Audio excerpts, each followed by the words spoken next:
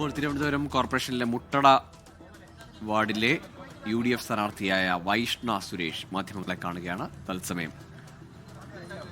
കോടതിയിൽ നിന്നൊരു അനുകൂല പരാമർശം ഉണ്ടായിരിക്കുകയാണ്. വിധി വന്നിട്ടില്ല, അപ്പോഴും പൂർണ്ണമായും അനുകൂലമെന്ന് പറയാൻ പറ്റുന്ന ഒരു നിലപാട് വന്നിരിക്കുകയാണ്. ഈ ഘട്ടത്തിൽ അനുകൂലമായിട്ടൊരു വിധി വരും എന്ന് തന്നെയാണ് പ്രതീക്ഷ. കാരണം സത്യം ജയിക്കും എന്നുള്ളതാണല്ലോ നമ്മളെല്ലാവരും വിശ്വസിക്കുന്നത്.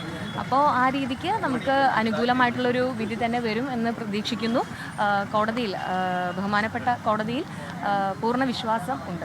വൈഷ്ണയോട് കാണിച്ചത് അനീതിയാണെന്നാണ് ഹൈക്കോടതി പരാമർശിച്ചിരിക്കുന്നത്. ഉടൻ തന്നെ വോട്ടർ പട്ടികയിൽ പേരുൾപ്പെടുത്താനുള്ള നടപടിയെടുക്കണം, ഇല്ലെങ്കിൽ അസാധാരണ അധികാരം കോടതി ഉപയോഗിക്കുമെന്ന് പറഞ്ഞു. ഇതിനെ ഒരു പൂർണ്ണമായും നമുക്ക് അനുകൂലമായ വിധിയിലേക്ക് ഇത് പോകുന്നുവെന്ന് കാണുന്നുണ്ടോ?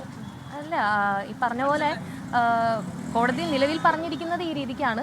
അപ്പോൾ എന്തായാലും പൂർണ്ണമായൊരു വിധി വരുമ്പോൾ നമുക്ക് തീർച്ചയായും അനുകൂലമായിട്ടുള്ളൊരു സാഹചര്യം തന്നെ ആയിരിക്കുമെന്നാണ് ഞാൻ വിശ്വസിക്കുന്നത്. ഇപ്പോൾ ഇത് രാഷ്ട്രീയപരമായ ഇടപെടലിന് ലഭിച്ച തിരിച്ചടി എന്നതിനെ കാണുന്നുണ്ടോ CPM-ന്റെ? അല്ല, അത് ഞാനല്ലല്ലോ പറയണത്, അത് പാർട്ടിയാണ് പറയേണ്ടത്. അതിന് വേണ്ടപ്പെട്ട ആൾക്കാർ ഇവിടെയുണ്ട്, അവർ പറയും.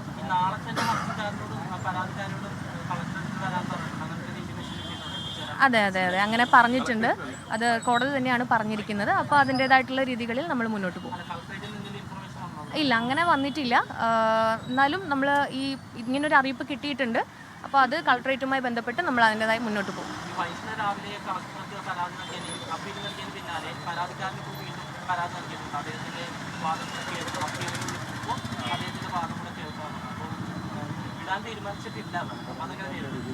അല്ല, ഈ പറഞ്ഞ പോലെ നമുക്ക് നിലവിൽ ഇങ്ങനൊരു സാഹചര്യത്തിൽ നിൽക്കുമ്പോൾ നമുക്ക് പൂർണ്ണമായ വിശ്വാസമുണ്ട്. അതായത് നമ്മുടെ നിയമങ്ങളിലും കോടതിയിലും എല്ലാം, ബഹുമാനപ്പെട്ട കോടതിയിലും നിയമങ്ങളിലും എല്ലാം നമുക്ക് പൂർണ്ണമായ വിശ്വാസമുണ്ട്. അപ്പോൾ അതുകൊണ്ട് കൂടുതലായി ഒന്നും തന്നെ പറയാനില്ല. നമുക്ക് അനുയോജ്യമായ ഒരു വിധി തന്നെ വരും എന്നുള്ളത് തന്നെയാണ് നമ്മുടെ പ്രതീക്ഷ.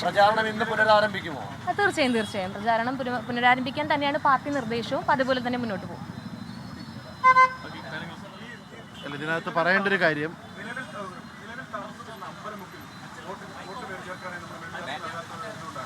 അല്ല, നമ്മളവിടെ സ്ഥിരതാമസക്കാരല്ല. എൻ്റെ സ്ഥിരമായുള്ളൊരു അഡ്രസ്സ് നമ്മുടെ കുടുംബ വീടാണ്. അപ്പം അങ്ങനെ ഒരു അഡ്രസ്സ് ഇരിക്കുമ്പോൾ നമ്മൾ വാടക വീട്ടിലെ അഡ്രസ്സിലേക്ക് വോട്ട് ചേർക്കില്ലല്ലോ. ഞാനെന്നല്ല, സാധാരണക്കാരായിട്ടുള്ള ആരും തന്നെ ചേർക്കില്ല. അത് തന്നെയാണ് നമ്മുടെ അലക്സ, നമ്മുടെ മന്ത്രിമാരൊക്കെ ഉണ്ടല്ലോ. അങ്ങനെയാണെങ്കിൽ മുഖ്യമന്ത്രി പിണറായി വിജയൻ ക്ലിഫ് ഹൗസിലല്ലോ വോട്ട് ചെയ്യുന്നത്. അദ്ദേഹം സ്ഥിരമായിട്ട് ക്ലിഫ് ഹൗസ് താമസിച്ചുകൊണ്ട് അദ്ദേഹം വോട്ട് ചെയ്യുന്ന പിണറായി അല്ലേ? അല്ലെങ്കിൽ ഇവിടെയുള്ള പല നേതാക്കളും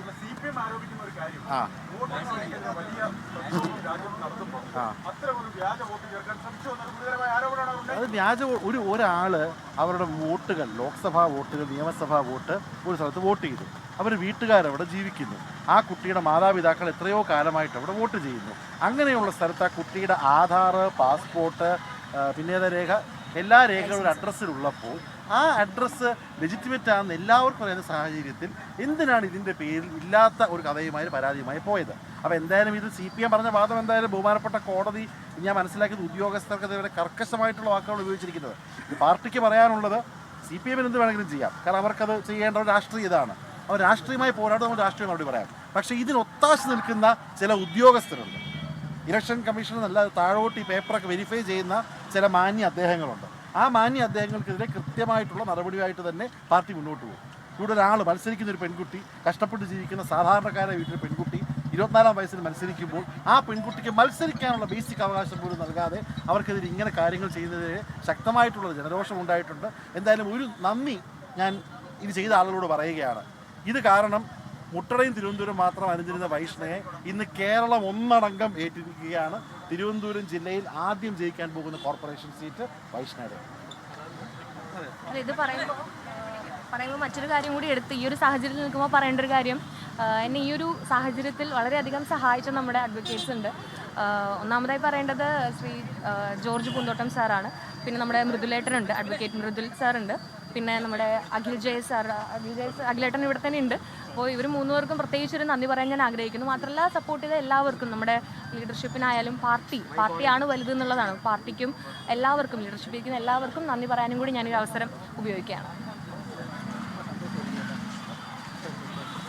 മുട്ടട മുട്ടട വാർഡിലേക്ക് UDF നിശ്ചയിച്ച സ്ഥാനാർത്ഥിയായിരുന്നു വൈഷ്ണവ് സുരേഷ്. എന്നാൽ വോട്ടർ പട്ടികയിൽ നിന്ന് വൈഷ്ണവ് സുരേഷിന്റെ പേര് നീക്കിയതോടുകൂടിയാണ് സ്ഥാനാർത്ഥിത്വം അനിശ്ചിതത്വത്തിലായത്. പക്ഷേ ഹൈക്കോടതി ഇന്ന് കൃത്യമായി ഇടപെടുന്നു. ആ കാര്യത്തിൽ മറ്റു രേഖകൾ പരിഗണിച്ചുകൊണ്ട് വോട്ടർ പട്ടികയിൽ പേര് പുനഃസ്ഥാപിക്കണം, വെറും രാഷ്ട്രീയം കളിക്കരുത് ഉദ്യോഗസ്ഥരെന്ന കർശനമായ രൂക്ഷമായ ഭാഷയിലുള്ള മറുപടിയാണ് അല്ലെങ്കിൽ പരാമർശങ്ങളാണ് ഹൈക്കോടതിയിൽ വന്നത്. അതേ തുടർന്നാണ് ഇപ്പോൾ വൈഷ്ണവ് സുരേഷ് പ്രതികരിച്ചത്. പ്രചാരണവുമായി വീണ്ടും സജീവമാവുകയാണ് വൈഷ്ണവ് സുരേഷും കോൺഗ്രസും UDF.